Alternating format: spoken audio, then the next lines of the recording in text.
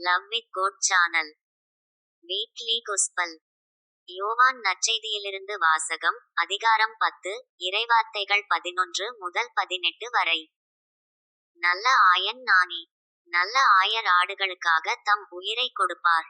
கூலிக்கு மேய்ப்பவர் ஓநாய் வருவதைக் கண்டு ஆடுகளை விட்டு விட்டு ஓடிப்போவார். ஏனெனில் அவர் ஆயரும் அல்ல, ஆடுகள் அவருக்குச் சொந்தமும் அல்ல. ஓநாய் ஆடுகளைப் பற்றி இழுத்துக்கொண்டு போய் மந்தையைச் சிதறடிக்கும். கூலிக்கு மேய்ப்பவருக்கு ஆடுகளைப் பற்றி கவலை இல்லை. நல்ல ஆயன் நானே. தந்தை என்னை அறிந்திருக்கிறார், நானும் தந்தையை அறிந்திருக்கிறேன். அதுபோல நானும் என் ஆடுகளை அறிந்திருக்கிறேன், என் ஆடுகளும் என்னை அறிந்திருக்கின்றன. அவைகளுக்காக எனது உயிரை கொடுக்கிறேன். இக்கொட்டிலைச் சேரா வேறு ஆடுகளும் எனக்கு உள்ளன.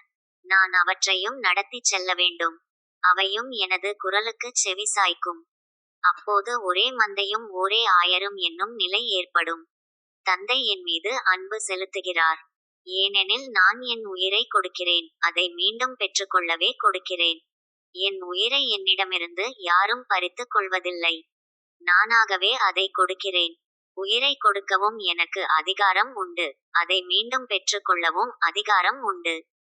என் தந்தையின் கட்டளைப்படியே நான் இப்படிச் செய்கிறேன். இது கிறிஸ்துவின் நற்செய்தி. கிறிஸ்துவே உமக்கு புகழ்.